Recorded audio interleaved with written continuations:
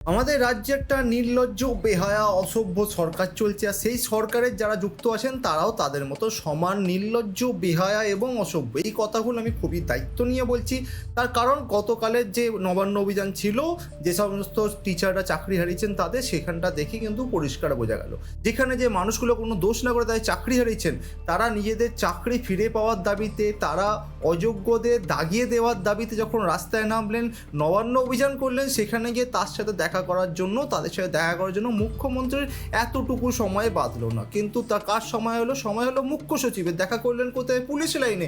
যে এখানে একটা আলোচনা হবে, আমরা আলোচনার জন্য গেলাম।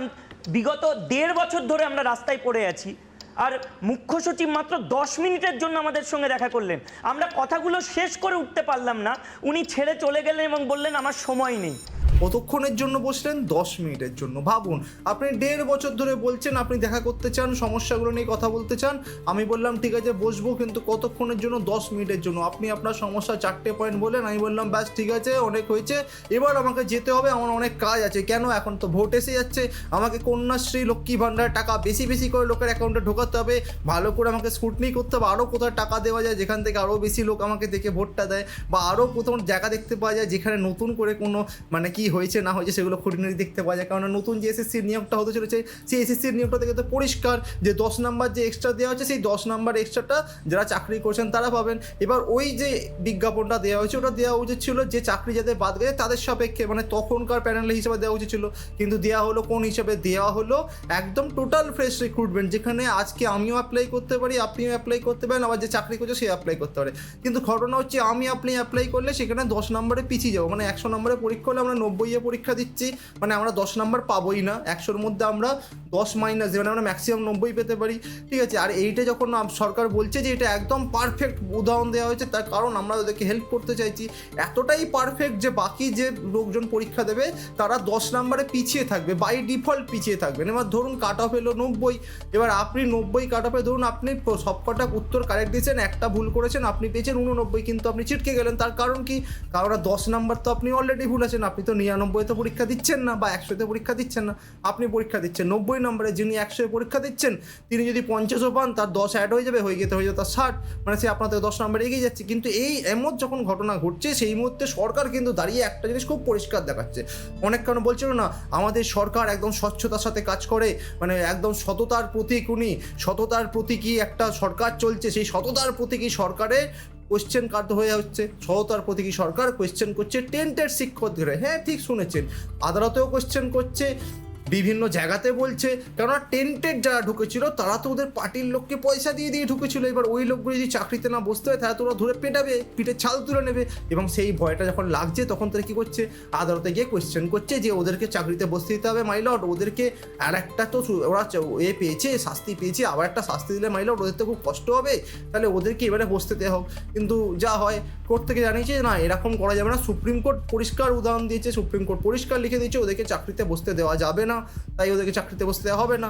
এবং সেটার জন্য ডিভিশন বেঞ্চে চলে গেছে। মানে সরকার সবার জন্য যাক না যাক, আপনি সুস্থভাবে চাকরি পেয়েছেন, যারা সৎ মানুষ তাদের জন্য যাক না যাক, সরকার যারা 2 নম্বরই করে তাদের একদম সব সময় পাশে থাকবে, একদম at any time, at any position. আপনি যদি 2 নম্বরই করে থাকেন তাহলে কিন্তু আপনার জন্য সরকার দাঁড়িয়ে থাকবে। আর এই জিনিসটা আরেকটা জায়গায় পরিষ্কার, সেটা হচ্ছে সিটি কলেজের একজন অধ্যাপক, উনি কী করেন, ফেসবুকে বসে বসে বিভিন্ন মেয়েদের ফটো দেন, দিয়ে বলেন একে আমার চাই, আজকে রাত্রিরে মদ মাংস আছে, তুইও চলে আয়, তোকে এই দেবো, তোকে ওই দেবো, ঠিক আছে। কাদেরকে বলেন? একদম যারা রাজনীতির সাথে যুক্ত নেতৃবৃন্দ, এদেরকে দিয়ে ছবি দিয়ে দিয়ে এইসব কথা বলেন। কেন বলেন?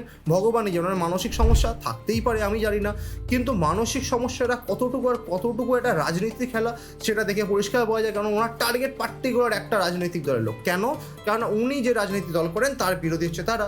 এবার উনি হচ্ছেন আমাদের সরকারের মানে প্রিয় দল তৃণমূল কংগ্রেসের, এবং যাদের বিরুদ্ধে ওনার সমস্যা তারা হচ্ছেন সিপিএমের। এবার ওনার যে সমস্যাটা, এই সমস্যাটা মুকুব করবার জন্য কোর্টে মানে পুলিশে কমপ্লেন করা হয়, এবং সেই কমপ্লেনের পরিপ্রেক্ষিতে পুলিশ জানায় তাকে ধরতে পারা যাচ্ছে না। কিন্তু তাকে যখন থানা থেকে ধরতে পারছে না, তখন বাচ্চারা মানে যারা স্টুডেন্ট তারা কী করলো, তারা কলেজে বাড়ি দাঁড়িয়ে থাকলো।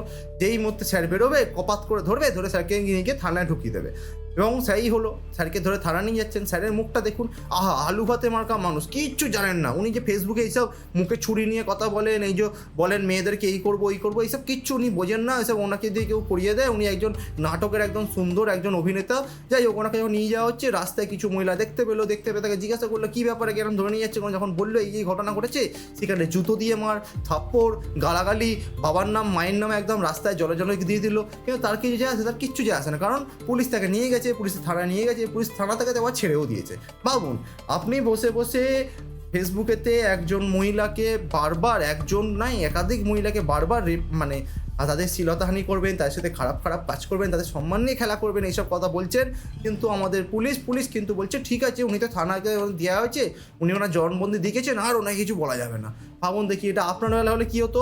আপনার বেলা হলে আপনাকে পিটিএ লাট করে দেওয়া হতো। আপনি যদি কাউকে বলতেন এইসব করবো, আপনাকে পিটিএ লাট করে দেওয়া হতো, 6-7 বছর জেল খেলে নিতেন। কিন্তু এনার বেলা কিচ্ছু না, কারণ কি, এনার মাথার উপরে সততার প্রতীকের একটা আশীর্বাদ রয়েছে। এই সততার প্রতীকের আশীর্বাদ যার যার মাথায় পড়েছে, তারা কিন্তু দিব্যি তাদের মতো কাজ করে বেড়াচ্ছে, আর আপনার আমার মতো লোকেরা চেল্লে গলা ফাটিয়ে ফেলছে। যাই হোক, যদি এরকম ঘটনা থেকে আপনারা বেঁচে থাকতে চান, তাহলে অবশ্যই নিজেদের সুবুদ্ধিগুলো ব্যবহার করবেন, সুবুদ্ধিগুলো ব্যবহার করে সুবুদ্ধি সম্পন্ন কাজ করবেন। কারণ না হলে এরকম সততার প্রতীকের যখন সরকার চলছে, যেখানে সততার প্রতীকের বিভিন্ন মানুষ চাকরি পাচ্ছেন 10 লাখ 15 লাখ দিয়ে, সেখানে আপনিও কিন্তু হড়কে যেতে পারেন যে কোনো সময়। যাই হোক, দেখা হবে আপনার সাথে পরবর্তী বিষয়টা। এটা যদি ভালো লাগে তাহলে অবশ্যই লাইক, শেয়ার এবং সাবস্ক্রাইব করবেন।